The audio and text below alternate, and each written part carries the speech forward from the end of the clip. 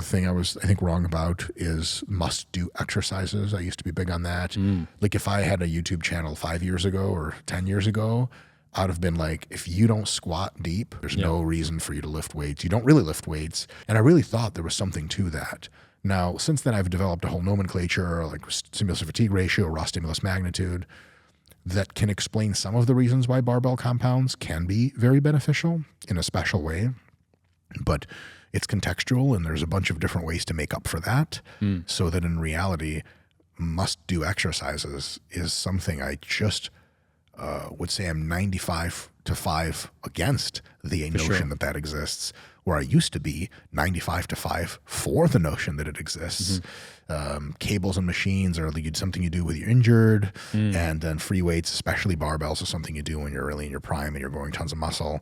I still think there's some interesting discussion to be had around that. But in my own situation, I've managed to, so for example, I think that if you do 4 sets of bench press with a barbell properly executed, if you instead do some kind of machine press, and it's not a very good machine press, you may need 5 or 6 sets of machine pressing to get the same hypertrophic yield as 4 sets of bench press. I do think that. But so what? So just do 5 or 6 sets. Yeah, for sure. Or even if you just did the 4 sets and 4 sets, are you missing out on much? Because it could be the 4 meal to 6 meal thing, right? Totally. And I think that maybe you are missing out on a little, but 1 extra set can make up for it. And because you don't need to take as long of a rest break between the auto-stabilized machine versus you have to stabilize yourself bench press, it doesn't even take more time. So it turns out they're perfectly good variants all around. And one thing that I've come to be a representative of is to try to catalog which exercises for you are the best ratio of stimulus to fatigue measured by various proxies, like, how much of a pump do you get, how much sore do you get, how much does it hurt the joints, so on and so forth. And then what you end up having is like a list of candidate exercises that's 3 to 10 exercises deep, depending on how good of a gym you have, how much access to exercises you have. And then anything in that list is great.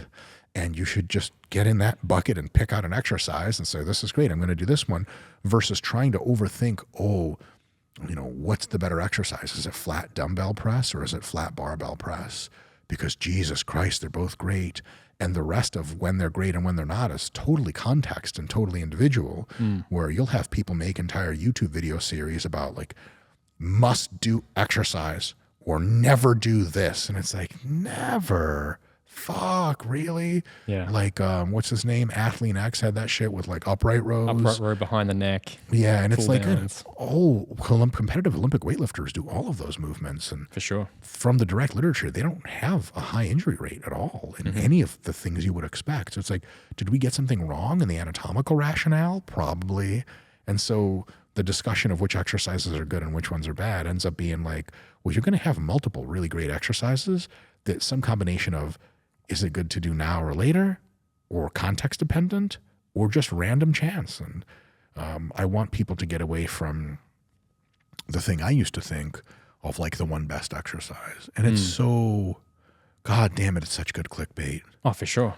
I know it, Yeah. I'm pretty sure I've got videos that are literally, hey, here are the 2 best exercises. I used to make Facebook posts like that about like, this is the one exercise you should be like, you squat if you want big legs. For sure. Tom Platz did it. You're not Tom Platz. So unless you have bigger legs than him, shut up and squat. And I just don't think that's true. Yeah. And it's good that it's not true because it gives people more variety.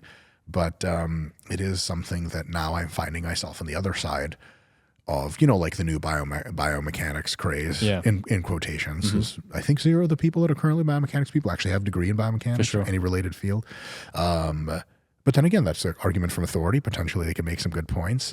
But a lot of those folks really, not all of them, but some of them really tend to lean into that, like, this is the optimal exercise for XYZ muscle. And it's like, there's no such thing. There's a candidate group of 5 to 10 amazing exercises. And it's almost like, I'm going to make a terrible, terrible analogy here. Forgive my sexism in advance, but it's like if you're like a regular dude or whatever and you're single, it's like, describe your dream girl. That's not one girl. What are you, nuts? Like, is it tall girls or short girls? Like, yeah, today tall, tomorrow short. What the fuck is wrong with you? Or it's like, you can tell, like, if you can design one perfect princess in your mind, that's your ideal girl. Like, you've never actually had sex before. So at the end of the day, it's like, not variety is the spice of life, but there's lots to choose from on the merits, and the quest for the optimal exercise, which I used to be on, is a quest with no end, in the sense that it doesn't exist. And as soon as people can stop following it, they'll be better off. I'm sure you get this in your Instagram questions all the time. Like, you'll have a training video of yourself doing some kind of, like, let's say Smith machine something, and people will be like, why not free weight? And it's like, the entire basis of your question is wrong. And it's like if you were like some rich playboy Bruce Wayne type of motherfucker and you walked out of a limo with a girl in a red dress, some guy'd be like, why not in a black dress? Like, what is wrong with you? How does that make any sense?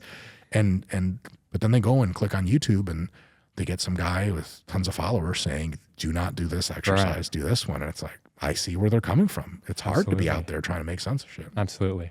I would say probably instead of there being like a must-do exercise, we can probably all agree that there are must-do maybe movements, motions. You got to bend your knee. I'd probably agree with that. Like, it'd be nice to be able to bend your knee and maybe bend it as much as you physically can. At some point. Does that mean a barbell or a leg press or an extension or I don't even know, some kind of weird other exercise? Who cares? But it's bending the knee. Bend the knee. And so that meme there from Game of Thrones. I'm pretty sure it's a meme. Oh, I thought it was like a Karate Kid reference. Maybe. Who knows? I'm not really up to date with pop culture or memes or even Game of Thrones. This is going to get us both canceled, but I've never seen a single full episode of Game of Thrones. I saw a part where there was this little like circle and there was like in the room and there was a place you could fall through and there was a little person fighting someone else. And I was like, no thanks. Not high enough for this one. For you. And if I was high, it would just be too disturbing. So I just wouldn't want to watch it.